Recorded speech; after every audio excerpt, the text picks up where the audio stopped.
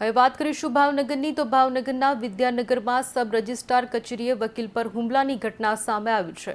વકીલ દસ્તાવેજના કામકાજ માટે ગયા હતા, જે દરમિયાન તેમના ખરીદનાર પાર્ટી દ્વારા બાકી વેરા અંગે પૂછપરછ કરવામાં આવતા વકીલે જણાવ્યું હતું કે બાકી વેરો વેચનાર પાર્ટીએ ભરવાનો હોય છે, જે બાબતે વકીલે કહી શકાય કે વ્યક્તિએ વકીલ પર હુમલો કર્યો અને કહ્યું કે વેરો ભરવાનો પ્રશ્ન અમારો છે, તેમાં તમારે પડવાની જરૂર નથી। ઘટનામાં ઇજાગ્રસ્ત વકીલને સારવાર માટે હોસ્પિટલમાં ખસેડવામાં આવ્યો।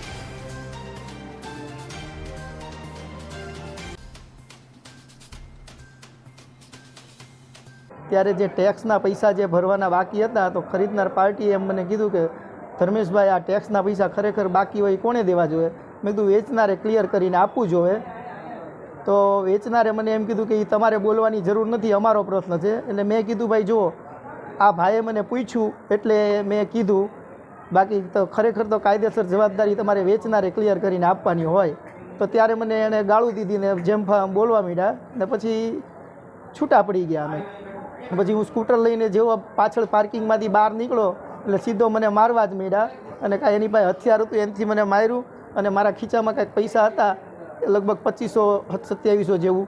એ એને કે જા કે હવે તું ભરી દે, જા હવે એ પૈસા જા, તું જા, ભરાઈ ગયા જા, એમ કરીને એ શેખ હર્ષિદ મોહમ્મદભાઈએ લઈ લીધા।